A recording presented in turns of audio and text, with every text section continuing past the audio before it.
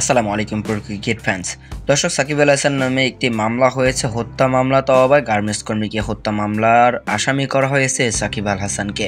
মূলত 153 জনের মধ্যে সাকিব আল হাসানকে কিন্তু 28 নম্বর আসামি করা হয়েছে এবং এই আসামি করার পর কিন্তু সাকিব আল হাসানকে দেশে ফেরানোর জন্য বিসিবিতে কিন্তু লিগ্যাল নোটিশও দিয়েছে আদালত।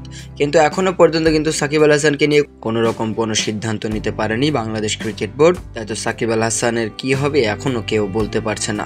তবে এত বিপদের মাঝেও কিন্তু সাকিব আল হাসান তারই সতীর্থদের পাশে পেয়েছেন। সাকিবকে নিয়ে একে একে কিন্তু সকল ক্রিকেটাররাই প্রতিনিয়ত পোস্ট করে যাচ্ছে যে এই মামলাটি অপ্রত্যাশিত সাকিবের কাছে। সাকিবের প্রিয় বন্ধু মুশফিকুর রহিম তিনি কিন্তু স্পষ্টভাবে বলে দিয়েছেন সাকিবকে বাঁহাতি স্পিনার হিসেবে সর্বাধিক উইকেট নেওয়ার রেকর্ড গড়ার জন্য অভিনন্দন। আমি অনেকবার বলছি এবং আবারও বলছি যে সাকিবের মতো একজন চ্যাম্পিয়নের সাথে খেলতে পেরে আমি গর্বিত।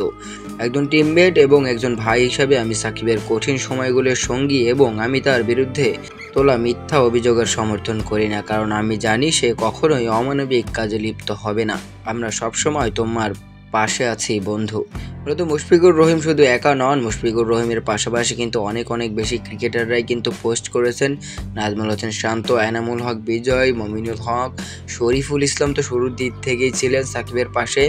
একে একে কিন্তু সাব্বির রহমান সবাই কিন্তু সাকিব আল হাসানকে নিয়ে প্রতিনিয়ত পোস্ট করে যাচ্ছে।